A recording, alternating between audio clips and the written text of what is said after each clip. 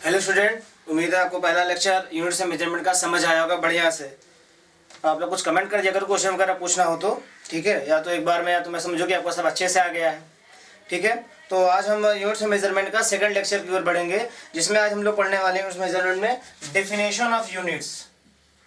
क्या पढ़ेंगे? Definition of units, ठीक है ना। डेफिनेशन ऑफ यूनिट्स, देखिए यूनिट्स की क्या डेफिनेशन है कि देखिए सबसे पहले हम लोगों ने पढ़ा था मीटर, यानी 7 फंडामेंटल यूनिट्स। तो आपको याद है ना, वो मैंने आपको शॉर्टकट भी बताया था। क्या शॉर्टकट बताया था? मित्तल बताया था। मास, इलेक्ट्रिक करंट, फिर time, temperature, amount of substance, length और ल्यूमिनियस इंटेंसिटी, ठीक है। अब हम बात करते हैं, देखिए बेटा, तो आज हम बात करते हैं मीटर के बारे में। पहला हमारा डेफिनेशन जो होगा वो मीटर के बारे में होगा, ठीक है ना। किसके बारे में होगा? मीटर के बारे में होगा। क्या डेफिनेशन होगी मीटर के बारे में, वो देखते हैं। देखिए, अब मीटर की जो डेफिनेशन पहले बनाई गई थी, वो बनाई गई थी कि लगभग बनाई गई थी 1791 में, यानी 1791 में। तो फिजिक्स का इतना ग्रोथ कुछ खास हुआ नहीं था। तो उन लोगों ने क्या किया, कुछ प्लेटिनम का सिलेंडर, मतलब एक रॉड ले लिया। बोला कि भाई, मैंने बताया था ना आपको कि पिछले क्लास में कि क्या करते थे कि स्टैंडर्ड रॉड ले लिया, उसी को बोल दिया 1 मीटर से कपड़े की दुकान पे जाते हो 5 बार नाप के देता है 5 मीटर कपड़ा चाहिए, ठीक है ना। तो वो नियम था, ठीक है। फिर आपको कहोगे सर अभी भी तो हम वो देखते हैं। हाँ, इसलिए देखते हो क्योंकि देखो अर्थ पे हैं आप, और अर्थ पे सभी वो चीज़ें आपको कॉमन दिख सकती हैं। बट फिजिक्स की बात करते हैं, जो रिसर्च की बात होती है, तो उसमें क्या है, देखिए होता क्या है कि अब इसको प्रैक्टिकल समझिएगा कि जैसे यहाँ से मेरे यहाँ तक की कुछ दूरी होगी, हो सकता है 50 सेंटीमीटर हो, या ऑलमोस्ट 50 सेंटीमीटर ही मानते हैं, ठीक है, यहाँ से यहाँ तक की दूरी। तो मैं ये बताना चाह रहा हूँ कि अगर आपको एक स्प्रिंग दे दिया जाए, अब स्प्रिंग दे दे या कुछ दे दे, यहाँ तक तो नहीं जा रहा है। लेकिन अगर आप यही क्या करें, इसको घुमाने लगे तो आप देखेंगे कि स्प्रिंग ऐसे स्ट्रेच हो जाएगी। स्ट्रेच हो जाएगी मतलब उसकी जो लेंथ इतनी हमने मानी थी, इतनी लेंथ मैंने मान ली कि भाई वो 1 मीटर है, इतनी लेंथ। अब वो इतनी लेंथ कितनी हो गई? इतनी, ठीक है ना। यानी 1 मीटर की जो लेंथ होती है, मैंने बोला इतना होता है 1 मीटर का लेंथ, कि भाई मैंने बोला कि ठीक है, यहाँ से यहाँ तक की जो दूरी है, यहाँ से यहाँ तक की 1 मीटर की दूरी है। अब आपने क्या किया, पहले इसको आप घुमा रहे थे, वहां तक नहीं जा रहा था, यहीं तक आ रहा था। लेकिन अब इसको घुमाना तेज तेज तेज तेज कर दे, क्या टकरा गया। टकराने का मतलब क्या था, यानी कि ये जो है इसके मॉलिक्यूल्स सारे स्ट्रेच्ड हो गए, टेंशनाइज्ड हो गए, यानी दूर भाग गए।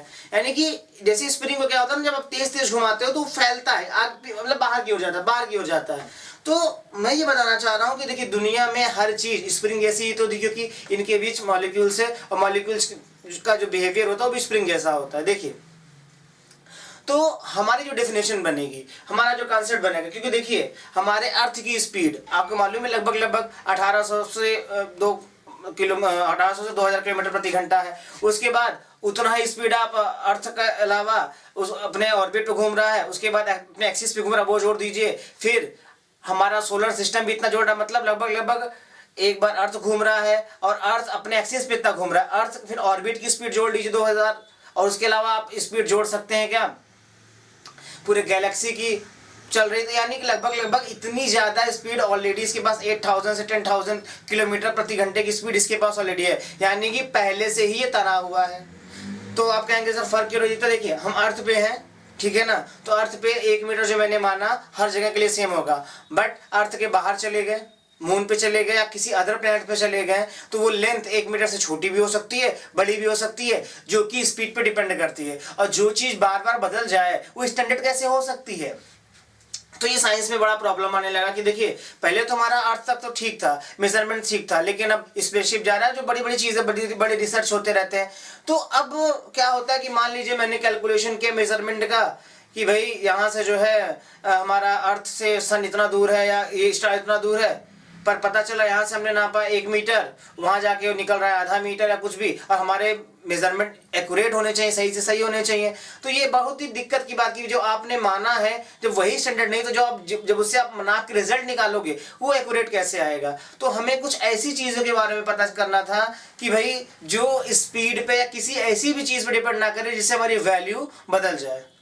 तो बहुत ज्यादा सोच हुआ, बहुत ज्यादा खोज हुआ, बहुत ज्यादा लोगों ने दिमाग लगाया और एक चीज पाया क्या पाया, जो किसी भी प्लैनेट पे किसी भी कंडीशन में, न एयर मतलब किसी भी कंडीशन पे जो नहीं बदलता है, ठीक है ना, मतलब जो जिसका स्पीड पे कोई फर्क नहीं पड़ता कि अर्थ स्पीड कम हो, ज्यादा हो, या रुक जाए, तो वो चीज हमने पाई, स्पीड ऑफ लाइट।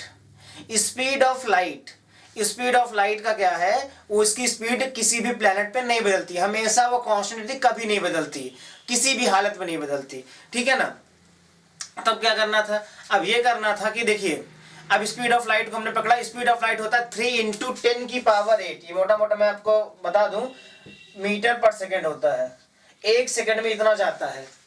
तो क्या करना है, इतने मीटर 1 सेकंड में जाता है, इसको इतने से डिवाइड कर, जैसे जैसे है 100 मीटर है, तो 100 को क्या कर दो, 100 से डिवाइड कर दो, तो 1 मीटर का डेफिनेशन आ जाएगा। यानी कि अगर हम लाइट को बता दें कि भाई इतने से डिवाइड कर दें, कितने से, इतने नंबर से डिवाइड कर दें, तो 1/इतने सेकंड में जितना दूर लाइट जाएगा उसको क्या बोलेंगे, डेफिनेशन ऑफ 1 मीटर। ये बात समझ में आ गई बेटा, क्योंकि देखो ये जो डेफिनेशन है, जो कॉन्सेप्ट है, ये अभी तक तो नहीं बदला है, ठीक है ना, अभी लेटेस्ट में ही चल रहा है। मैंने आपको पहले बताया था कि अगर कोई चीज आपको गलत लगती है, जैसे मैंने बताया there is no final theory, पहले बनाया गया था मीटर के लिए कि एक प्लेटिनम का रॉड ले लीजिए और उसकी लेंथ नाप, क्योंकि अगर आप स्टील या मतलब पहले स्टील तो नहीं चलता, पहले लोहा चलता था, और लोहा अगर आप यूज करेंगे तो क्या होगा, उसमें रस्ट लग जाएगा, वो चीजें खराब हो जाएंगी।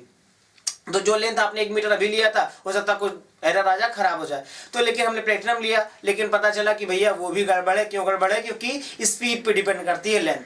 तो हमें एक ऐसी चीज पर चाहिए थी जो मेजरमेंट के लिए जो कि स्पीड पे डिपेंड ना करे, ठीक है बेटा, ये बात समझ में आई। तो इसको आप फटाफट लिख लेते हैं, हम लोग फटाक से लिख लेते हैं जल्दी से, ठीक है। तो लिखिए मीटर लिखिए जल्दी, इसमें लिखवा देता हूं जल्दी से, 1 मिनट के अंदर जल्द से जल्द लिख लीजिए। Metre is the length of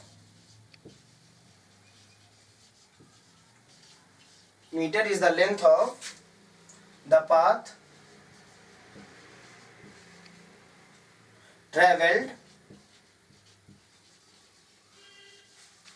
traveled by light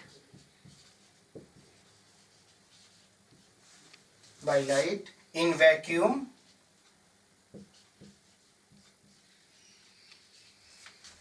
in a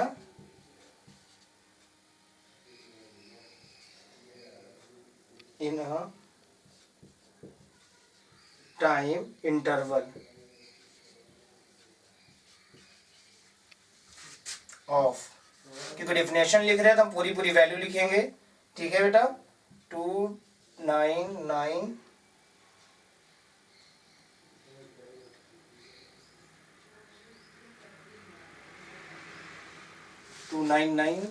मैं आपको बता दूं, हाँ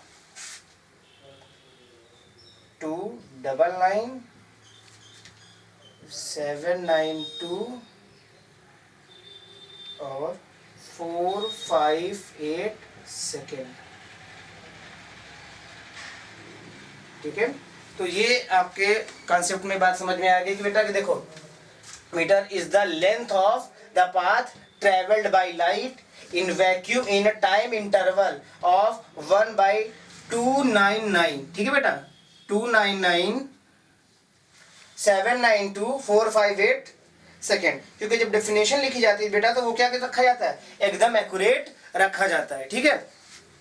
तो इतनी बात समझ में आ गई, तो ये बात तो क्लियर हो गई कि अब ये चीज स्पीड पे डिपेंड नहीं करती, और ये लगभग 90s 60 के आसपास की ये घटना है, मतलब उस समय इसकी खोज इस तरह से नया इसमें कन्वर्जन किया गया था, ठीक है। अब बात करेंगे हम लोग किलोग्राम की। ये तो हमारा पहला था बेटा मीटर, ठीक है ना। अब हम दूसरी की बात करने वाले हैं किलोग्राम। इसका सिंबल तो आप जानते ही हैं, एम होता है, और इसका सिंबल क्या हो जाएगा बेटा, केजी हो जाएगा, ठीक है। अब किलोग्राम के बारे में बात करते हैं, ठीक है बेटा। तो किलोग्राम के लिए क्या था कि देखो, जब किलोग्राम की डेफिनेशन बनाने, इसमें कोई ज़्यादा साइंस का जरूरत नहीं पड़ा है, ठीक है ना। इसमें क्या हुआ कि भाई जितना एक फैमिली वाले सब्जी ले जाते थे उतना को हमने बोल दिया कि उस पत्थर से नाप लिया कि भैया ये आज से 1 kg है, मतलब इतना सब्जी लिया और बगल में पत्थर रखा। मैंने जैसे ना आप दुकान पर तराजू रखते हैं बैलेंस करके, तो ऐसे ही किया गया। तो वहाँ पे क्या किया गया, एक पत्थर रखा, इस पत्थर को बोल दिया गया भैया कि ये पत्थर आज से 1 kg है, ठीक है ना। और ये लगभग आपको बोला था 1889 में, तो ये अभी भी वही है। तब बस मत बोले कि पत्थर, हाँ बेटा पत्थर नहीं है, क्योंकि देखो हमने क्या करना था वो खराब ना हो, इसलिए प्लेटिनम इरेडियम का एक सिलेंडर रख लिया। अब उस सिलेंडर को हम लोगों ने पेरिस में जेनेवा नाम का गांव है, वहाँ पे international bureau of units and measurement में वहाँ पे जाके हमने उसको रख दिया। और हर साल हर कंट्री से व्यक्ति जाते हैं, उसमें कैलकुलेशन क्या होता है कि भैया मैं 10 kg चाहिए, तो क्या करना है, अब 1 kg का वो बांट लिया, फिर 1 kg इधर रखा 2 हो गया, फिर इधर रखा 2, इस तरह करते करने में उसके 10 बना लिए।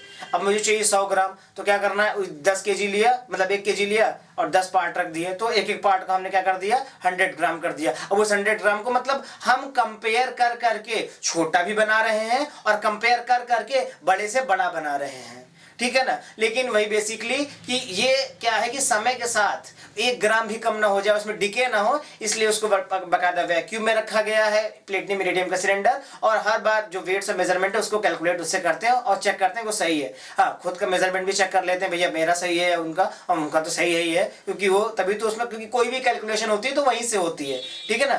तो इसको भी लिख लेते हैं, ठीक है, इसको लिख लिया जाए, इसको मैं रफ कर दे रहा हूँ, ठीक है। तो मैं ऊपर बढ़िया से लिख देता हूँ ताकि आपको दिख जाए बढ़िया से, ठीक है, एकदम बढ़िया से लिख लीजिए इसको जो है।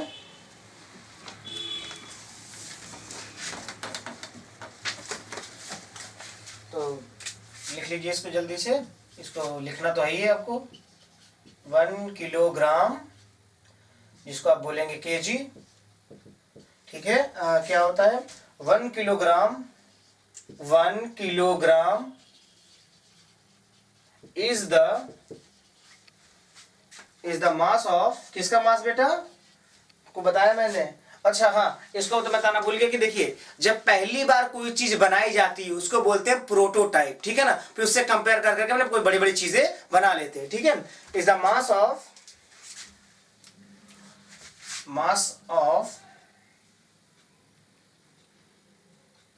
इज द मास ऑफ, हाँ ये था prototype,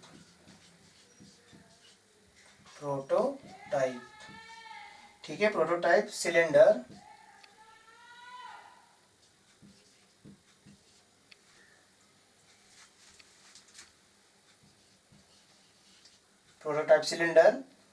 of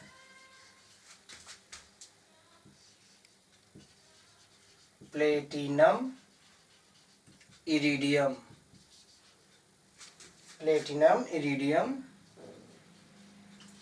alloy preserved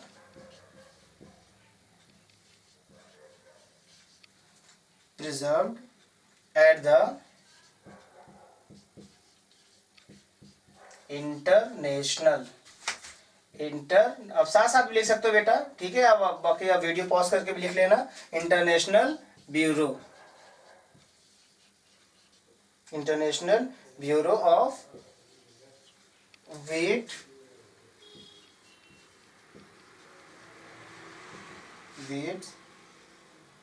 and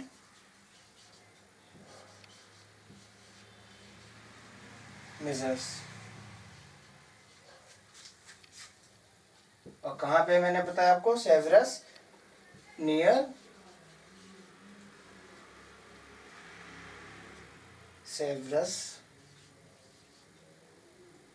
Paris, ठीक है। तो आप ये देख सकते हैं बेटा, ठीक है ना, कि 1 किलोग्राम एक प्रोटोटाइप है, किसका प्रोटोटाइप है, सिलेंडर है ऑफ प्लेटिनम इरेडियम का, ठीक है। और प्रिजर्व रखा गया, मैंने आपको बताया क्योंकि समय के साथ इसमें कोई भी डिके ना हो, घटे ना, at the international bureau of weights and measures या measurement at Sevres near Paris, और ये फ्रांस में है, ठीक है बेटा। तो ये बात तो ठीक थी कि चलो भैया हमने दोनों डेफिनेशन सीख ली, बड़ा बढ़िया काम किया कि दोनों सीख लिया हमने। अब जो तीसरी बात आती है, अब हमारे पास है डेफिनेशन ऑफ टाइम। अब टाइम के लिए बड़ी मशक्क़त करनी पड़ी। मशक्क़त ये करनी पड़ी बेटा कि देखिए टाइम के साथ क्या था कि पहले हमारे पास टाइम क्या था कि भाई एक डे से दूसरे डे लिया तो हमने उसको 24 आवर ले लिया। अब 24 आवर को क्या किया, 24 आवर मतलब एक दिन से दूसरे दिन को 24 पार्ट से डिवाइड कर दिया तो एक एक 1 आवर बन गया। उस 1 आवर को और छोटा कर दिया 60 से तो 60 मिनट बन गया, उसको 60 से 1 सेकंड बन गया। ठीक है, काफ़ी टाइम तक सही था, कोई दिक्कत नहीं थी। अब प्रॉब्लम ये था कि जब हमारा मॉडर्न फिजिक्स आगे बढ़ा, ठीक है, जब क्लासिकल चलता था और अभी तो आपको पता है मॉडर्न फिजिक्स है। मॉडर्न फिजिक्स का मतलब कि हमारे स्पेस शटल्स जाते हैं स्पेस और रॉकेट वगैरह। अब क्या होता है उसकी स्पीड है 11 किलोमीटर प्रति सेकंड, किसी के 15 है, किसी के 18, किसी के 22, बहुत ज़्यादा भी होती है। अब कोई 22,000 मीटर पर सेकंड से चल रहा है, अब उसमें अगर 1 सेकंड का अंतर हो गया तो सोचिए वो 1 सेकंड में कहाँ निकल गया, आधे सेकंड में भी गया। तो ये बड़ी दिक्कत की बात थी क्योंकि और भी तेज, ये तो मैंने आपको कम बताया, बहुत ज़्यादा तेज चलते हैं, ठीक है ना, 12,000 12 लाख तो बहुत ज़्यादा चलते हैं। तो ये समस्या हुई कि भाई जो हमारा स्पेस से पता चला कि शटल है कि उसको वहाँ मोड़ना था और आधे सेकंड की अगर एरर हो गई या कुछ सेकंड की एरर हो गई तो ये बड़ी प्रॉब्लम थी कि बेस को सॉर्ट आउट, क्योंकि हमारे पास जो टाइम का मेजरमेंट था वो सबसे छोटा उस समय सेकंड था। अब 1 सेकंड में एरर कम ज़्यादा हो गया, अगर 1 आध सेकंड का एरर हो गया तो उसको पता चला मार्स पे मोड़ना था इस ऑर्बिट को कहीं और आगे, वो जब तक वो हम डिसाइड करते कि मोड़ता तब तक वो बहुत ज़्यादा आगे निकल गया। तब ये बात आई कि भाई इसका क्या मतलब है कि भाई तो हम इसको क्या कैलकुलेट नहीं कर पाएंगे, ठीक है ना, क्या इसको कैलकुलेट नहीं कर पाएंगे, क्या इसको कर नहीं पाएंगे। तो ये बड़ी बात थी। तो फिर लोगों ने इसका सोचा फिर कैसे किया जाए। तो अगर आपको शायद नहीं मालूम है, गैलीलियो को फादर ऑफ फिजिक्स बोला जाता है। वो गैलीलियो की खास बात थी फिजिक्स की सोच के पहले मैं अगर आपको बताऊं, गैलीलियो जब चर्च में जाया करते थे हमेशा, गैलीलियो की एक आदत थी, देखिए अच्छे लोगों की आदत होती है, आप भी अच्छे हैं, आपके अंदर भी एक अच्छी आदत होगी, एक बहुत सारी अच्छी आदत होंगी, ठीक है ना। तो रोज चर्च जाया करते थे। तो उन्होंने क्या नोटिस किया, एक दिन तूफान आ गया, मतलब तूफान का जैसे आप घर मान लो पढ़ने बैठे हो या फिर कोचिंग ट्यूशन गए हो तो आंधी तूफान आ जाता हो तो आप वहीं रुक जाते हो, तो वो भी वही चर्च में रुक गए। तो बहुत तेज आंधी आई, बहुत तेज आंधी आई, बिल्कुल ऐसे झूमर ये यूं यूं यूं यूं कर रहा था। तो अगर आप वहां होते तो आप डर के कोने बैठ जाते, अरे बाप रे क्या हो गया, मैं तो यहीं पे लटका रहूंगा, मेरा क्या होगा, मैं कैसे घर जाऊंगा। लेकिन वो गैलीलियो थे, ठीक है ना। तो गैलीलियो ने क्या नोटिस किया कि जब आंधी तेज चली तो ये झूमर ऐसे ऐसे ऐसे कर रहा था, अब जो है झूमर स्लो हो गया है तो भी ऐसे ऐसे हो रहा है। यानी उन्होंने देखा कि यहां से यहां तक का जो टाइम है वो भी 1 सेकंड है, यानी टाइम इक्वल है, और ऐसे ऐसे जा रहा तो भी टाइम इक्वल लग रहा है। क्या बात है, मतलब ये जो मैं आपको बोलूं कि ये यहां से यहां तक ऐसे आए, इतना बड़ा घेरा बनाए तो भी टाइम इक्वल है, और यहां से यहां तक आए तो भी इक्वल है, यहां से यहां तक आए तो भी इक्वल है। यानी कि इस घेरे पे फर्क नहीं पड़ता। अभी आप पढ़ोगे इस पे काम का भी बहुत सारा इसमें, क्योंकि इसमें एक्सेलरेशन काम करता है। तो ये घेरा इतना बड़ा बने या इतना छोटा बने उसमें टाइम में फर्क नहीं आता। क्योंकि देखिए जब हम फिजिक्स में या कहीं भी फंसते हैं तो बेसिकली ओरिजिन की ओर ही बढ़ते हैं, ठीक है ना। अभी केमिस्ट्री में भी आप सीखोगे कुछ चीज़ें ऐसी हैं। तो जब हम कोई निष्कर्ष तक नहीं पहुंचते कि क्या करना है तो बेसिक उठाते हैं कि भाई ये शुरुआत कहाँ से हुई थी। तो शुरुआत ऐसी हुई थी, तो उन्होंने यही नोटिस किया कि देखा कि भाई ऑसिलेशन छोटा हो या बड़ा हो टाइम नहीं बदलता है, ठीक है ना। तो दुनिया में जब देखा गया कि भाई किसका जो है ऑसिलेशन सबसे फास्ट होता है, ऑसिलेशन किसका होता है सबसे ज़्यादा फास्ट होता है, ठीक है ना। आप अगर ट्रांजिएंट एलिमेंट का नाम सुने हो उसमें क्या होता है, इसको मैं रफ कर देता हूं बेटा। अभी देखिए क्या होता है, जैसे आपको ये चमकती हुई लाइट दिख रही है, ये लाइट कैसे चमकती है, अगर मैं आपको इसका थोड़ा प्रोसेस बता दूं, हालांकि मैं आपको आगे मॉडर्न फिजिक्स आएगा तो मैं आपको डिटेल में सब पढ़ाऊंगा बेटा, ठीक है ना। अगर मैं आपको बता दूं कि अगर ये एटम है, एटम मतलब कुछ शेल्स होते हैं, ठीक है ना। अब क्या है, यहाँ पे 2 इलेक्ट्रॉन है, यहाँ पे जो है यहाँ पे कितने होते हैं, 8 होते हैं, 8 होते होंगे ना, हाँ 8 ही तो होते होंगे, 1 2 3 4 5 6 7 और 8, ठीक है। और इसमें भी कुछ ऐसे इलेक्ट्रॉन्स होते हैं, ठीक है ना। कितने होते हैं, फॉर्मूला होता है 2n², यानी इसमें जो होते हैं आपके 18 होते हैं, ठीक है। मैं 18 तो नहीं बना पा रहा हूँ, जो भी है 3 3 6 7, हाँ केमिस्ट्री पढ़ा रहा हूँ, ये जो भी है अच्छा गिन लेते हैं भाई। तो 3 2 5 2 7 3 10 और ये 4 14, 15, 16, 17, 18, ठीक है, जो भी है, केमिस्ट्री की क्लास नहीं खैरिए।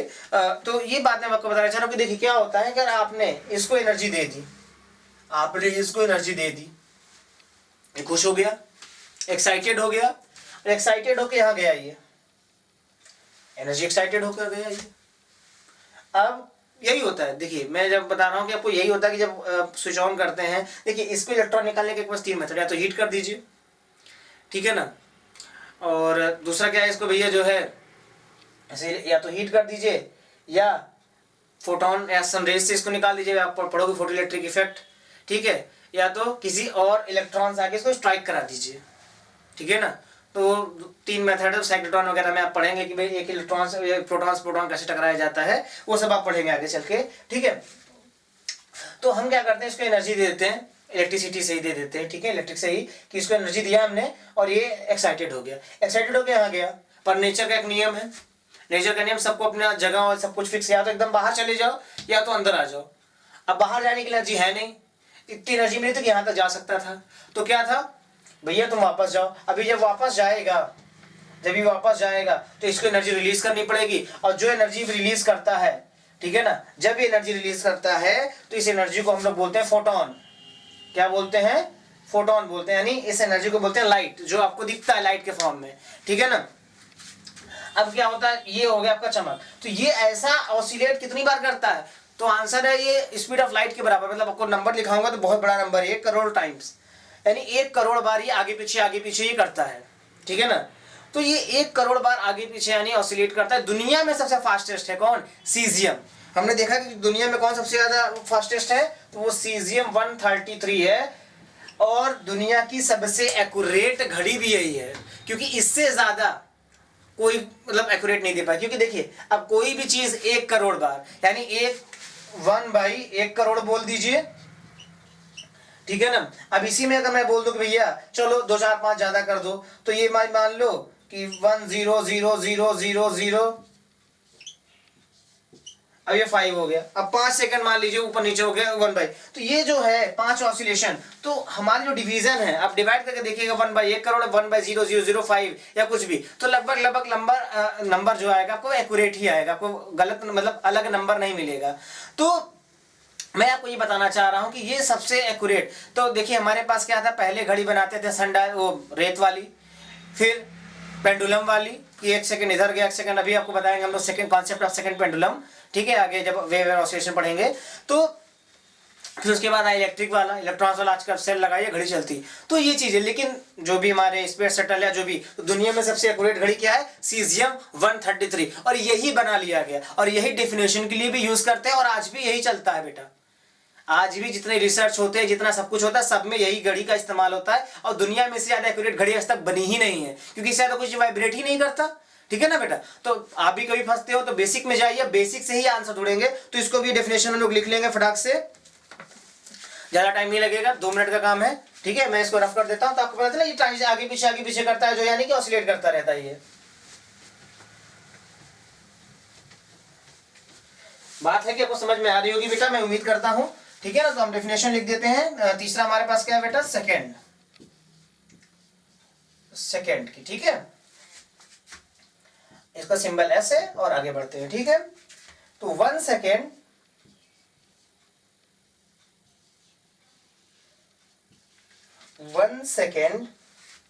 is the duration, 1 second is the duration of, कितनी बार वाइब्रेट करता है ये, 9,192,631, 770 periods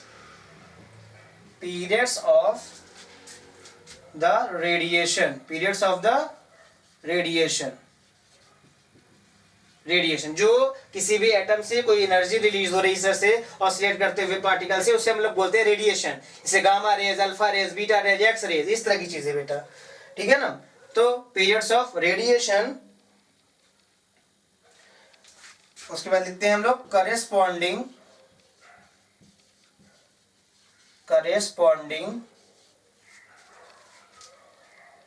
to the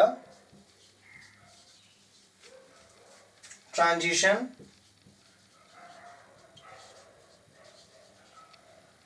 between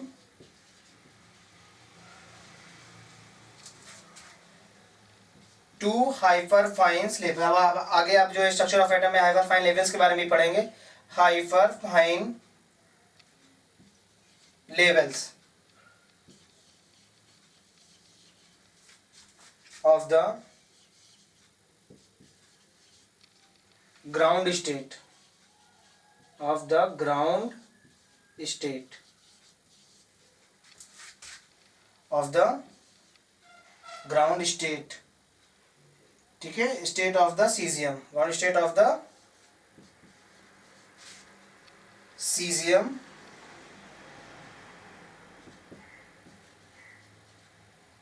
133 atom. ठीक है, आपने इसको नोट्स में लिख लीजिए बेटा, ठीक है ना, कि 1 सेकेंड की डेफिनेशन। इसको बनाना बहुत ही मुश्किल था, लेकिन देखा मैंने कहा ना, साइंटिस्ट चाहें और खोज ना पाए ऐसा तो होता नहीं है। ठीक है, खोज लिया, देखिए आराम से। तो 1 second is the duration of 192, यानी वैसे बिलियन में होगा मुझे लग रहा है, 192, 631, 770 periods of radiation corresponding to the transition between two hyperfine levels of the ground state of the caesium 133 atom. ठीक है ना, तो आप उसके बाद आप एक चीज लिख सकते हैं, the most accurate clock of the world is the most accurate clock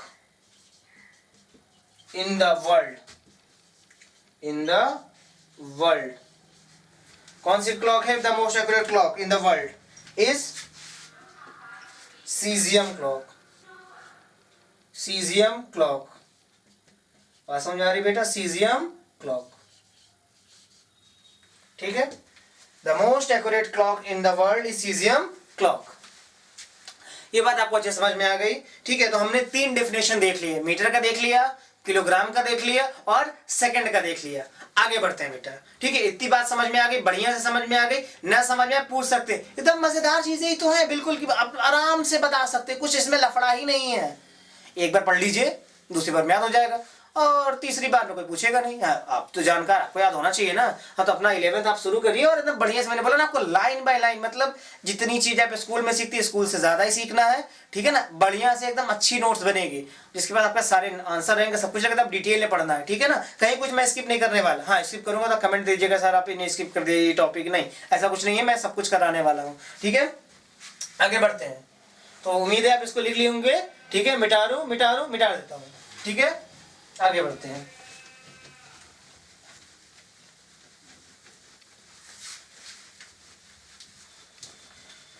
हो चलिए जल्दी से इसको आगे बढ़ के देखते हैं हम लोग। बेटा मजे से पढ़ना है बिल्कुल, ठीक है। सोइए मत आप, 1-2 मिनट का लेक्चर देख रहे हैं, आपको नींद बहुत जल्दी आने लगती है, तो जल्दी से होश में रहते हुए करना है आपको। तो चौथा नाम तो याद होगा, चौथे में हमको क्या पढ़ना है? चौथे में हमारा है एम्पियर। एम्पियर ही होगा मेरे हिसाब से। एम्पियर किसकी यूनिट है बता सकते हैं आप? ठीक है ना। एम्पियर हमारा जो है डेफिनेशन ऑफ यूनिट है वो इलेक्ट्रिक करंट का है, ठीक है ना। तो सीधे हम एम्पियर ही लिख देते हैं, ठीक है। इलेक्ट्रिक करंट की जो यूनिट है। तो अब इसको नापा कैसे जाएगा? अब कहोगे सर एम्पियर वो तो डिफाइन है, पढ़ लेंगे, डेफिनेशन है। हाँ पढ़ तो लोगे, मैं तो बोल ही रहा हूँ पढ़ लोगे, मैं कहाँ बोल रहा हूँ आप नहीं पढ़ोगे। पढ़े लिखे बच्चे, आप जीनियस बच्चे हो, पर मुझे तो समझा लेने दो भैया थोड़ा सा। देखो इसमें क्या मैं आपको बताना चाह रहा हूँ बेटा, देखिए आपने वो मैग्नेटिक फील्ड ऑफ करंट पढ़ा था। मैग्नेटिक फील्ड ऑफ करंट में यह था कि किसी भी कंडक्टर के अंदर अगर आप जो है करंट प्रोवाइड करोगे तो उसके अंदर मैग्नेटिक फील्ड बनती है। फील्ड क्या करती है? चीजों को अट्रैक्ट करती है। अट्रैक्ट करना मतलब फोर्स लगा के खींचना। तो हमको कुछ ऐसा सेटअप करना है कि भैया उसके बीच का जो फोर्स हो, ठीक है ना, फोर्स को ऐसे कैलकुलेट करेंगे कि वो 1 एम्पियर के बराबर आ जाए। मतलब हम उसको 1 एम्पियर का फोर्स देंगे, यानी 1 एम्पियर का करंट देंगे, नॉट फोर्स, और उसके बाद जो फोर्स निकल कर आएगा सर कितना फोर्स निकल के आ गया मुझे थोड़ी पता, वो करके देखेंगे ना भी बेटा। तो जैसे आपका वजन, आप जमीन पे फोर्स लगा रहे हो, कितना लगा रहे हो मैंने पूछा, सर मुझे नहीं पता। अरे काहे नहीं पता, कुछ नहीं, क्या करना है, जाके वेटिंग मशीन पे खड़े हो गए, सर 60 kg 50 kg, मेरा तो 28 है सर, मेरा वेट ही नहीं बढ़ रहा, मम्मी खाने को, अरे खाने को दे दे रही है तो इधर उधर फेंक रहा है बस। तो मैं ये बता रहा हूं कि देखिए जब आपसे वजन पूछा जाएगा तो क्या करना है, आपको जाके वेटिंग मशीन पे खड़े हो जाना है। क्यों, आप वेटिंग मशीन को दबाते हो और अर्थ और आपके बीच क्या गया, वेटिंग मशीन आ गई और तुम रीडिंग करके आ जाता है। तो बिल्कुल ऐसे हम करने वाले हैं। जैसे क्या करते हैं कि देखिए ये दो वायर है, इन दोनों में मैं करंट भेजना है। अब ये क्या करेंगे, अब मान लो ये दोनों क्या करेंगे, रिपेल करेंगे, रिपेल करेंगे, ये इधर भागेगा और ये इधर भागेगा। तो हम क्या करेंगे, यहाँ पे ऐसे स्प्रिंग लगा के बैठे रहेंगे, यहाँ रीडिंग देख लेंगे, ठीक है ना। तो ये फोर्स कितना आता है मैं आपको बता दूं, ये फोर्स आता है 2 × 10⁻⁷ न्यूटन। अभी मैं लिखवा रहा हूं, जब इतना फोर्स आ जाएगा, जैसे होता है ना, आप दूध लेते हो, थोड़ा दूध और डालो, कितना हो भैया, अभी 1 लीटर नहीं हुआ, यहाँ तक पहुंच गया, हाँ 1 लीटर हो गया। तो बिल्कुल वैसे हम चार्ज डालते जाते हैं, चार्ज डालते जाते हैं, और जब उनके बीच का फोर्स ऑफ रिपल्शन कितना हो जाता है, 2 × 10⁻⁷। अब हम बोल देते हैं कि भैया अब इसके अंदर जो करंट है वो कितना है, 1 एम्पियर है। अब मुझे लग रहा है कि आपको अच्छे से समझ में आ गया होगा, वो चाहे अट्रैक्शन के लिए लगा दीजिए चाहे रिपल्शन के लिए लगा दीजिए, बोथ आर सेम कॉन्सेप्ट, बस चार्जेस आपको उतने देने पड़ेंगे, उनके बीच का फोर्स कितना डेवलप होना चाहिए, 2 × 10⁻⁷ न्यूटन, ठीक है। तो अच्छा एक बार मैं आपको फिर से बता दूं कि 1 न्यूटन का फोर्स कितना होता है। आपने कभी जिंदगी में 1 न्यूटन का फोर्स महसूस किया है कि नहीं किया है, मुझे नहीं पता, लेकिन मैं आपको बता दे रहा हूं, अगर आपने जिंदगी में 1 न्यूटन का फोर्स महसूस नहीं किया तो दुकान वाले के पास जाइएगा, 100 ग्राम का वेट अपने हाथ पे रखिएगा, वो जितनी जोर से आपको दबाएगा उसको बोलेगा 1 न्यूटन, मतलब 1 किलो का चीनी 10 न्यूटन। समझ तो गए कि आप कितना बड़ा फोर्स है ना, बहुत बड़ा, आप तो दबके मर जाओगे, नहीं भाई छोटा सा फोर्स है, ठीक है, देख सकते हो। तो फटाक से हमको लिखना है, ठीक है। अब इसको डेफिनेशन में हम लिख लेते हैं जल्दी से, डेफिनेशन जरूर लिखना है आपको, हो सके तो फिगर बना लीजिएगा जो मैंने रफ कर दिया है, ठीक है बेटा। आपको कुछ भी छोड़ना नहीं है, पढ़ना सब है, अच्छे से पढ़ना है, बिल्कुल कॉन्फिडेंस होकर पढ़ना है, कुछ छोड़ना नहीं है। तो चलिए लिख लेते हैं बेटा जल्दी से, 1 ampere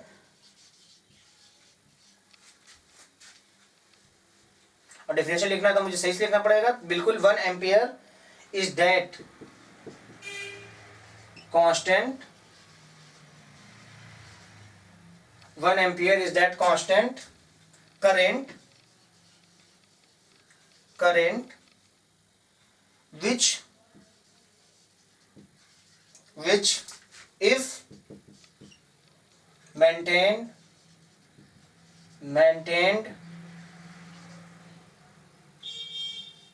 maintained into straight wire, to straight parallel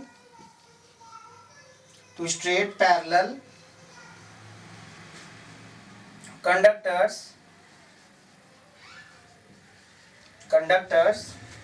of infinite length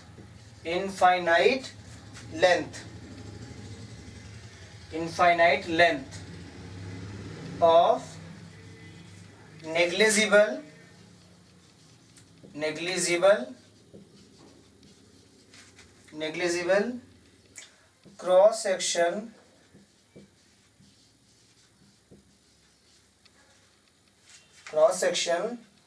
and placed 1 meter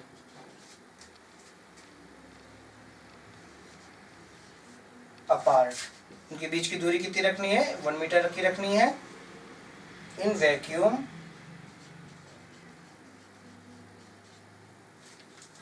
would produce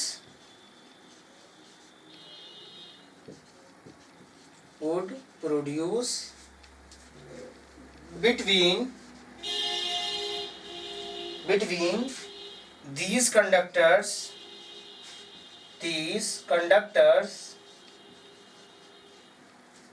a force force equal to, मैंने आपको बताया था बेटा, आपको नंबर याद होगा, 2 इंटू 10 की पावर -7 न्यूटन पर मीटर ऑफ लेंथ, पर मीटर ऑफ लेंथ। समझ आया बेटा? तो एक बार फिर से मैं आपको बता दूं कि भाई देखिए, 1 एम्पियर वो कांस्टेंट करंट होता है जो मेंटेन करता है दो स्ट्रेट पैरेलल कंडक्टर यानी वायर की भी, जिसकी लेंथ इनफाइनाइट हो सकती है। तो इसलिए हमको क्या करना है, नेग्लिजिबल, उनका क्रॉस सेक्शन बहुत पतला होना चाहिए, एंड प्लेस करना दोनों को 1 मीटर के बीच में, और उनको वैक्यूम में रखना, ऑलमोस्ट रखना ही पड़ेगा क्योंकि उनको एग्जैक्ट वैल्यू चाहिए। Would produce between these conductor of force, उनके बीच एक फोर्स क्रिएट होगा, मैंने बताया था मैग्नेटिक इफेक्ट वाला, क्योंकि करंट जाएगा तो उनके बीच मैग्नेटिक फील्ड बनेगा, या तो अट्रैक्ट करेंगे तो रिपेल करेंगे, दोनों में से कुछ भी कर सकते हैं। वो डिपेंड करता है कि हमने करंट के डायरेक्शन क्या दिए, दोनों को पैरेलल दिया कि एंटी पैरेलल दिया, ठीक है ना। इक्वल टू 2 इंटू 10 की पावर -7 पर न्यूटन पर मीटर ऑफ लेंथ। तो बड़े आराम से अब आप जो मैंने बात बोली हिंदी में या जैसे भी, आपको एकदम अच्छे समझ में आ चुका होगा कि 1 एम्पीयर की डेफिनेशन बोलना कितना आसान है भैया, कितना आसान, कि दो वायर लो, उनके बीच करंट फ्लो कराओ, और अगर वो दोनों एक दूसरे को रिपेल करते हैं, उसके बाद देख लो मीटर की रीडिंग, अगर 2 इंटू 10 की पावर -7 आ जाए, इसका मतलब कि भैया 1 एम्पीयर का फोर्स या 1 एम्पीयर का करंट जा चुका है। ठीक है, आगे बढ़े बेटा। तो ये उम्मीद है आपको ये समझ आ गया होगा। तो एक बार अच्छे से इसको पूरा लिख लीजिए बढ़िया से, ठीक है ना। मैं इसे मिटाऊं कि ना मिटाऊं? अरे मिटा दीजिए सर जी, इतना टाइम तो वैसे खा जाते हैं आप। हाँ, ज्यादा टाइम नहीं खा रहा हूँ भाई, 11th है, आराम से पढ़ना है ना, ठीक है ना। इसीलिए ये सारे लेक्चर्स आपको लगभग मॉर्निंग के टाइम मिल ही जाते हैं, क्योंकि अपना दिन भर आप अच्छे से पढ़ सकते हैं, ठीक है। और मैं कोशिश कर रहा हूँ कि रेगुलरली आपको ये सारे लेक्चर्स आपको मिलते रहें। बट आप अपना फ्लुएंसी मत छोड़िए, रोज पढ़िए, ठीक है ना। कभी मैथ्स का मिलता है, कभी का मतलब क्या, रोज ही आपको एक लेक्चर मिल रहा है। हम लोग पूरी कोशिश कर रहे हैं एक दिन में 2 या 3 भी करें, लेकिन हाँ अभी लेकिन ये कि मिनिमम आपको एक दिन में 1 लेक्चर तो मिलेगा ही मिलेगा मॉर्निंग के टाइम। आप 7 बजे देख सकते हैं, 7:30 तक तो आपको लेक्चर पर डे मिल ही जाता है। तो मैं अगर आपके लिए सुबह सुबह मेहनत करता हूँ तो उम्मीद है आप भी अपने लिए मेहनत करिए, थोड़ा सा इसको रेगुलर होकर पढ़िए, ईमानदारी से पढ़िए, ठीक है। आगे बढ़ते हैं, ठीक है बेटा। तो ये बात समझ में आ गई है, आगे बढ़ते हैं।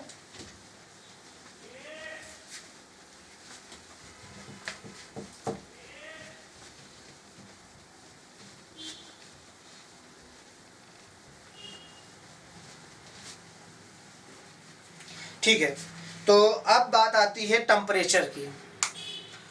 कहते हैं ना भैया गुस्सा बहुत आ रहा, कितना रहा, तुम्हारे में गर्मी ज्यादा है कि हमारे में गर्मी ज्यादा गर्मा गर्मी हो रही भैया। तो लड़ाई की बात नहीं कर रहे भैया, हम तो भाई पढ़ाई की बात कर रहे हैं। हम भैया टीचर आदमी, हम लड़ाई थोड़ी करेंगे बाप से। हम सर जी आप कहीं भी मोड़ देते हो, मतलब क्या, अभी हम बताते कितनी गर्मी है।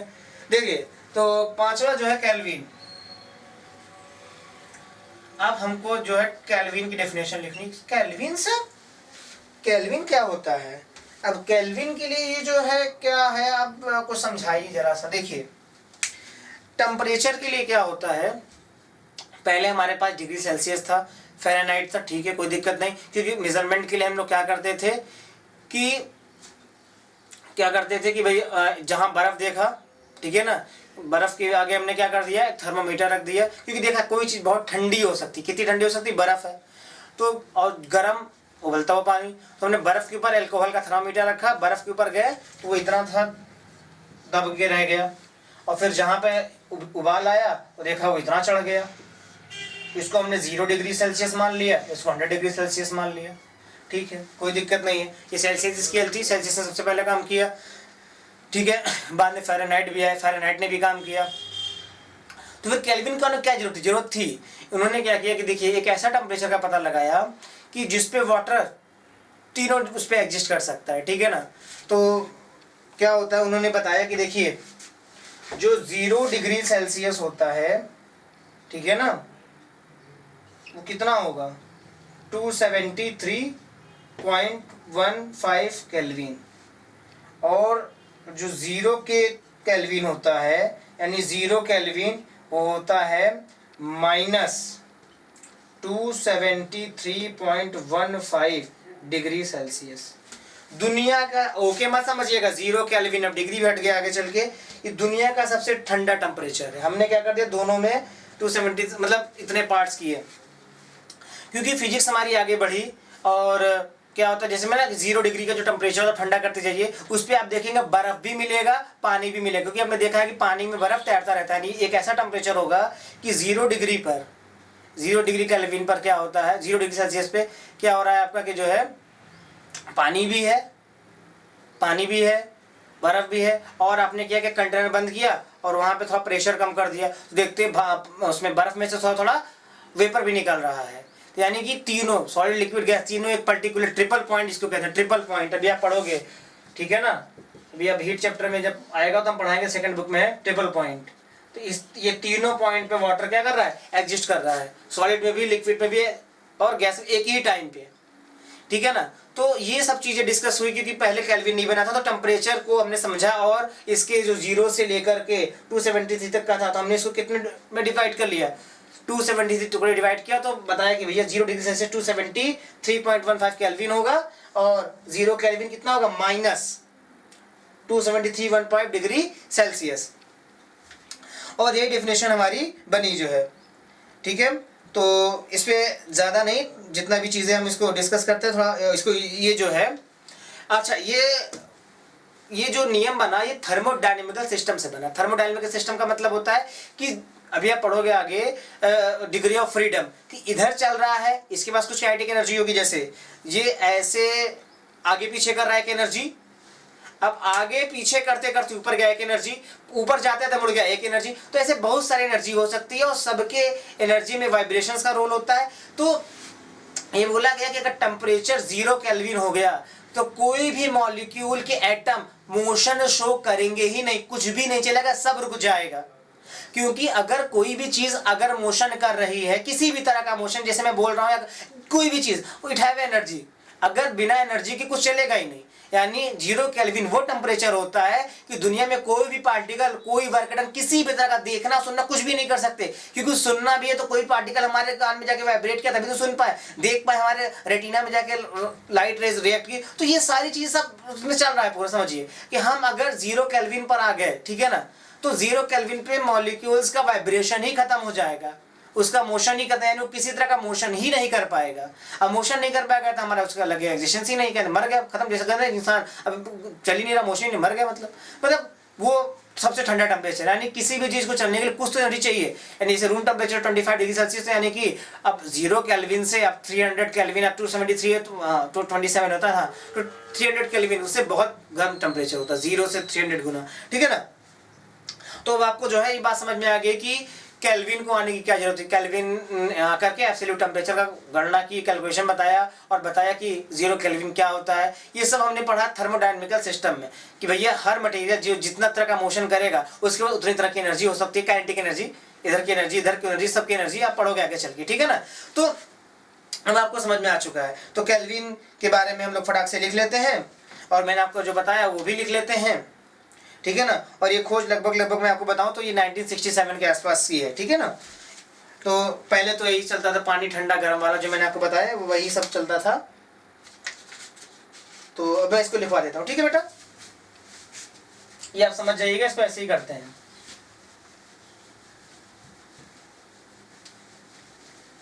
फटाक से इसको लिखना भी हम लोग को, फटाक से बिल्कुल देरी नहीं करनी है, टाइम बहुत ज्यादा नहीं हो रहा ना, टाइम है, हाँ टाइम होगा बेटा। 1 kelvin is the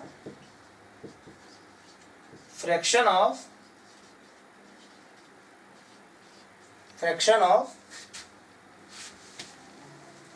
1 Kelvin is a fraction 1/273.16 of the thermodynamical या thermodynamic temperature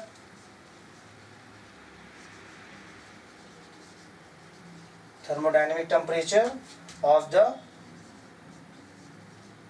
the triple point of water,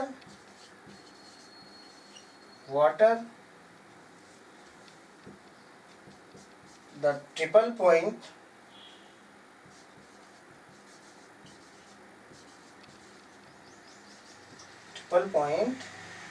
of water, कौन कौन सा triple point? Water is the temperature, water is the temperature, temperature at which ice, water and water vapor, water and vapor coexist,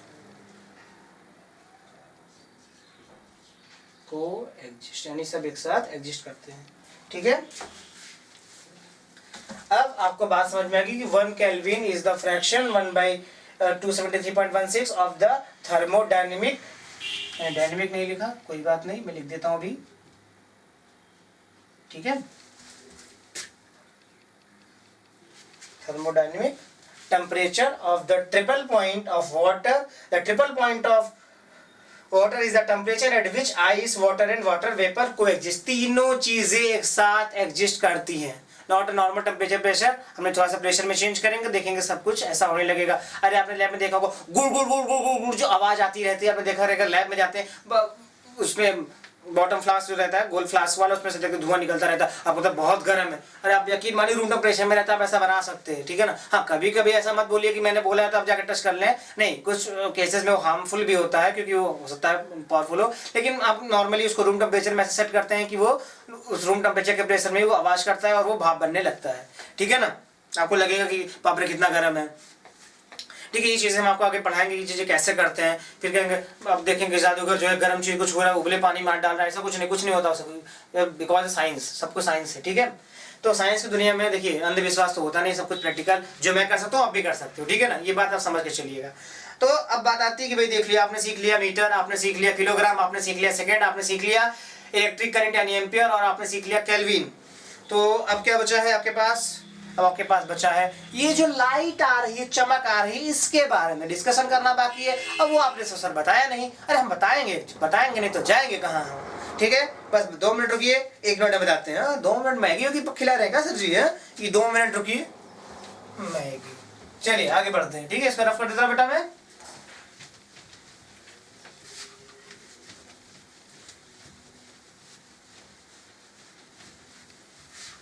हो गया, rough हो गया, तो आगे बढ़ते हैं। देखिए अगला हमारे पास है 6वां कैंडेला, कैंडेला कैंडेला है।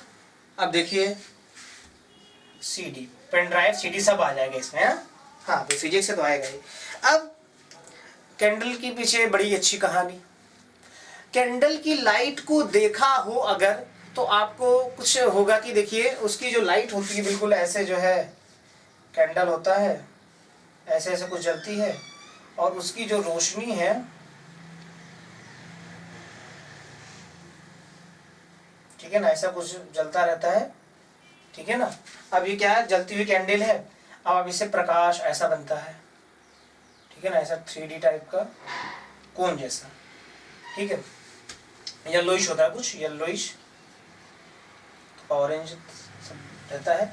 यानी जो पीला वाला बल्ब है हमारे घर में, जो पीला 100 वाट का बल्ब आता है, 10 वाट का आता है, 5 वाट का बल्ब आता है, हमने वोल्टेज कम किए, देखिए कलर वही रहता है वाट। हमने तो कंपेयर किया इस कैंडल को, मैंने कहा ना शुरू से कंपेयर, मैंने कहा था चैप्टर का शुरुआती कंपेयर से, और कंपेयर पे ही चलेगा।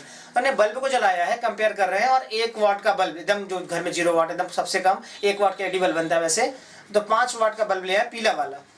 अब क्या करना है, अगर हमको ज्यादा रोशनी चाहिए तो कैंडल की जो लाइट की बत्ती उसकी मोटी करनी पड़ेगी, मोटे से मोटा कैंडल लाएंगे और मोटे से मोटा कैंडल जलाएंगे तो हमको ये रंग दिखेगा। और इसकी हमने कलर की फ्रिक्वेंसी नाप ली, क्योंकि हमने ये देखा कि जो इसकी चमक है कैंडल की, जो कैंडल की चमक है वो एक तरह की फ्रिक्वेंसी पे काम करता है। क्योंकि देखिए पावर, बल्ब का पावर हम बढ़ा रहे हैं, रोशनी बढ़ रही, पावर घटा रहे हैं, तो हमने कैलकुलेट किया कि इस जो कैंडल है इससे निकलने वाली पावर कितनी है।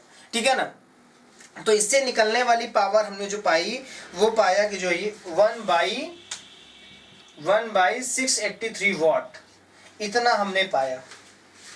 यानी कि 1 वाट के लिए आपको 683 कैंडल जलाओगे तो समझ आ जाएगा कि आपको जो है, ऐसे समझिए 1 वाट का बल्ब पीला वाला जला लो और देख लो जो रोशनी आएगी, ठीक है ना। तो इसका जो है 1/683 वाट का बल्ब हमने जलाया इसके लिए, हाँ 1/163। तो ये जो होता है इसके अंदर का जो लाइट येलोइश निकलती है, जो इस कोन, ये सॉलिड एंगल बनाता है, सॉलिड एकदम कोन जैसा, मतलब बर्थडे की टोपी जैसा ऐसा बनता है। तो इसकी भी जो एंगल बनता है वो एंगल से हमने इसको काउंट कर लिया, ठीक है ना। और इसकी फ्रिक्वेंसी होती है लगभग आपका जो है 540 इंटू 10⁻12 हर्ट्ज। मैंने बताया ना फ्रिक्वेंसी, हर कलर का फ्रिक्वेंसी होता है, हर चीज़ का फ्रिक्वेंसी होता है वैसे। तो इससे हमने इसको कैलकुलेट कर लिया। तो ल्यूमिनस इंटेंसिटी को भी हमने नाप लिया, उसके मेजरमेंट समझ गए कि भाई इससे निकलने वाली लाइट को हम कैसे कैलकुलेट करेंगे। हो सके तो फिगर आप ये बना लीजिएगा और इसको आप लिख भी लीजिएगा कि इसके जो फ्रिक्वेंसी है 540 इंटू 10⁻12 हर्ट्ज। हालांकि मैं अभी लिखाने जा रहा हूँ, डेफिनेशन उसमें लिखवा दूंगा, ठीक है। अगर ये चीज़ें समझ नहीं आएंगी तो बताइए कि मैं एक बार फिर से समझा दूंगा, ठीक है ना। तो बस आप बता दीजिएगा, मैं कोशिश करता हूँ कि आपकी चीज़ें एकदम क्लियर हो जाए, एकदम अच्छे से आपको समझ आ जाए। मैं इसीलिए इतनी मेहनत करता हूँ कि आपको सीख ले, मतलब सीख लें। ऐसा नहीं है कि भाई मैं ये सब चीज़ें छोड़ के नहीं चल रहा हूँ, मैं आपको भी स्टेप बाय स्टेप सारी चीजें बताता चला जाऊंगा, ठीक है ना। ये बिल्कुल आप समझ के चलिएगा। तो मैं इसकी डेफिनेशन लिखवा देता हूँ, ठीक है बेटा। कि कैंडल से जो येलो लाइट निकलती है उसकी क्या डेफिनेशन है। तो डेफिनेशन तो आप समझ ही चुके होंगे कि कैंडल का इतना वाट हो जाए तो भैया जो है उसको 1 कैंडला बोलेंगे। एक कैंडल कितने वाट का होता है, क्योंकि हम बल्ब को किससे नापते हैं, वाट में नापते हैं। तो कैंडल को भी हमने किस में कन्वर्ट कर दिया, वाट में कन्वर्ट कर दिया। तो फटाक से लिखते हैं हम लोग, 1 candela is the luminous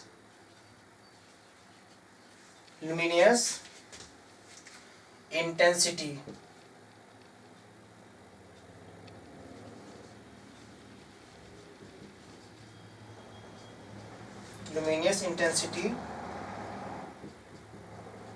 in a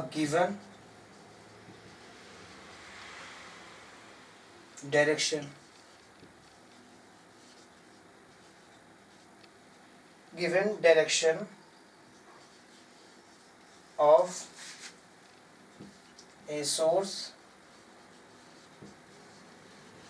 that emits monochromatic radiation, monochromatic radiation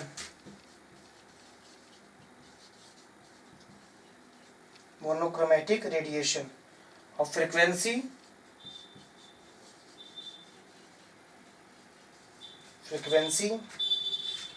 540 into 10⁻12 hertz,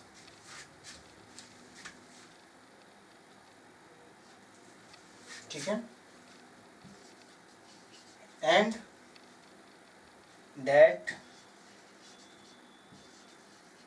has a radiant, इसके बीच एंगल कितना, रेडियंट इंटेंसिटी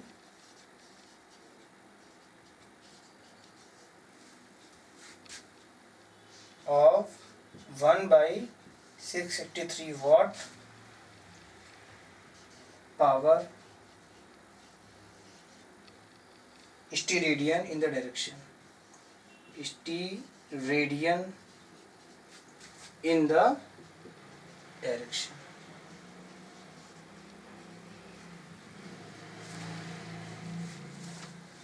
ठीक है। ये बात समझ में आ गई बेटा आपको कि भाई जो 1 कैंडला जो है ल्यूमिनस इंटेंसिटी है, जो कि given direction of a source, जो कि लाइट से निकलता है, मोनोक्रोमेटिक मतलब सिंगल कलर का, रेडिएशन ऑफ फ्रीक्वेंसी जिसकी फ्रीक्वेंसी 540 into 10⁻12 हर्ट्ज होती है, and that has a radiation intensity उसकी कितनी है 1/683 watt per steradian in direction, ठीक है ना। तो ऐसा नहीं है कि बहुत टफ है, आप कर नहीं सकते, आप समझ नहीं सकते, आप याद करने लगो या पढ़ने लगो तो आप भूल जाओ, ऐसा कुछ नहीं है। आप पढ़ोगे आराम से आपको आएगा, कोई मुश्किल नहीं है, ठीक है ना।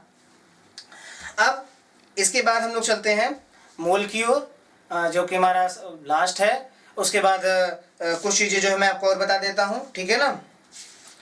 डेफिनेशन ऑफ यूनिट के बाद आगे बढ़ेंगे हम लोग प्रैक्टिकल यूनिट्स की ओर। ठीक है ना। प्रैक्टिकल यूनिट भी हम लोग को देखना है, पहले मोल डिस्कस कर लेते हैं, उसके बाद प्रैक्टिकल यूनिट्स भी एंड डिफिनेशन ऑफ यूनिट हमको यहीं पे खत्म भी करना है, जल्दी से जल्दी हमको खत्म करना है, ठीक है। ऐसा नहीं कि भगा के खत्म करना है। तो ये आपने बेटा लिख लिया, बढ़िया से लिख लिया, तो आगे बढ़ते हैं, ठीक है।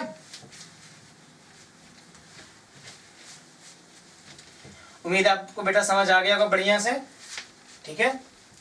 तो बढ़ते हैं, अगला हमारा नाम बता दीजिए, मोल है, अमाउंट ऑफ सब्सटेंस इसको कहते हैं, 7वां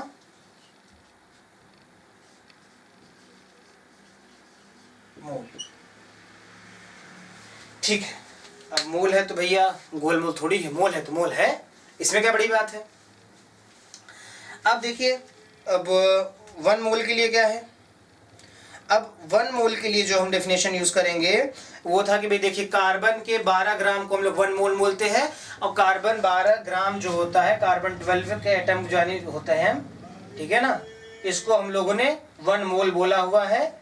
और अगर आप इसको जो है डिवाइड कर देते हैं 12 से पूरे को, ठीक है ना, तो यानी 1/12 उसको बोलते हैं 1 AMU, atomic mass unit, 1 AMU, यानी कार्बन 12 के मास को अगर डिवाइड कर दे 12 से, कार्बन 12, तो हमें क्या मिलता है, 1 एटॉमिक मास यूनिट मिलता है। और इससे हम लोग पता कर लेते हैं कि भाई एक मटेरियल के अंदर कितने एटम हैं, कितने मॉलिक्यूल्स हैं, कितने बॉन्ड हैं, कितने इलेक्ट्रॉन हैं, कितने प्रोटॉन हैं, हर वो चीज़ पता कर लेते हैं, ठीक है ना।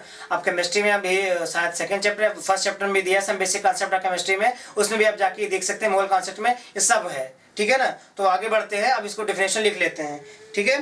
तो फटाक से, वैसे तो मैं आपको बताऊं, मोल तो मैं अलग ही भाषा में समझता हूँ, मैं आपको जब बता दूंगा, मेरा मोल समझने का एक अलग ही कॉन्सेप्ट है, ठीक है। तो आगे बढ़ते हैं, तो लिख लेते हैं 1 mole is that amount of substance, that amount of substance, amount of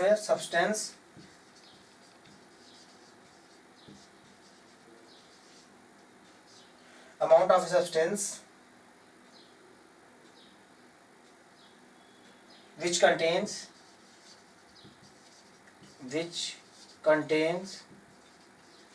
contains as many elementary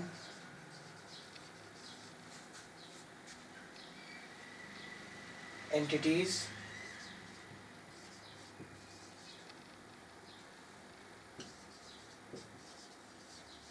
as there are atom of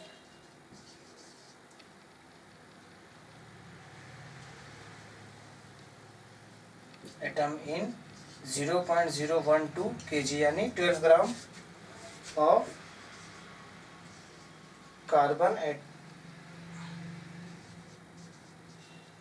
carbon isotopes.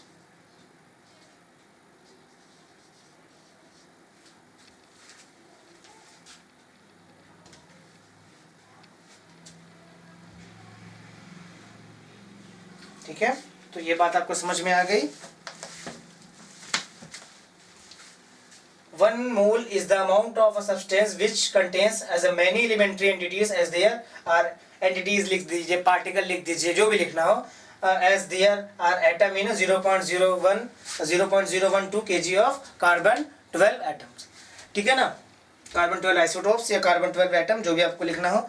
तो ये चीज़ें हो गई आपने लगभग 7 फंडामेंटल क्वांटिटीज हैं, 7 फंडामेंटल यूनिट्स के बारे में, उनकी सारी डेफिनेशन को समझ लिया कि हमने जो भी स्टैंडर्ड 1 kg या 1 मीटर, 1 कैंडला या 1 मोल, जो भी चीज़ें 1 करके हमने लिया है 1 सेकेंड, उसके पीछे का कारण आपने सीख लिया कि उस 1 को लेने के पीछे का कारण क्या है और कब तक वो सही रहेगा। और ये सारी चीज़ें कहाँ रखी गई है, international bureau of units and measurement, कहाँ पर है वो, पेरिस में जेनेवा नाम का गाँव है, वहाँ पर रखा हुआ है, ठीक है ना। पेरिस में सेवरस जेनेवा नाम का जो भी गाँव है, वहाँ पर आप जाके देखेंगे तो वहाँ पर है ये चीज़ है। और हर साल हमारे कंट्री से एक आदमी जाता है, उसको सब देखते हैं, करते हैं कि भाई ये सही अभी भी है, और हर बार ये बैठक होती है, ठीक है ना, कि कहीं कुछ नया तो नहीं खोजा गया, और काफ़ी चीज़ें ऐसी पे डिस्कशन होती है, ठीक है। तो बेटा मैं उम्मीद कर रहा हूँ आपको ये समझ आ गया होगा। अगर नहीं आता है तो प्लीज आप पूछ सकते हैं क्वेश्चन कमेंट करके, जैसे ही पूछना आपको, ठीक है ना। तो आपको आना चाहिए, बेसिकली सीखिए, मुझसे सीखिए या किसी से भी सीखिए, सीखिए जरूर, क्योंकि 11th को आपको यूं ही नहीं गवा देना है, आपको सीखना है और अच्छे सीखना है। तो अगला जो टॉपिक हमारा आने वाला है वो प्रैक्टिकल यूनिट्स की ओर आएगा, और प्रैक्टिकल यूनिट्स के बाद आगे चलेंगे कि measurement, large unit, small unit, उसके बाद फिर डायमेंशन, ऐसे धीरे करके हम लोग बढ़ते चले जाएंगे, और फटाफट इस चैप्टर को खत्म करके फिर रियल चैप्टर की ओर बढ़ेंगे हम लोग, मोशन इन 1D की ओर। वो जब चलेंगे तो उसमें और ज्यादा मजा आने वाला, आपको बहुत ज्यादा सीखने को चीजें मिलने वाली हैं। बट स्टेप बाय स्टेप मैंने कहा ना, आपको सीखना पड़ेगा, आपको सुबह सुबह तक ये सारे लेक्चर्स मिल जाते हैं। थैंक्स।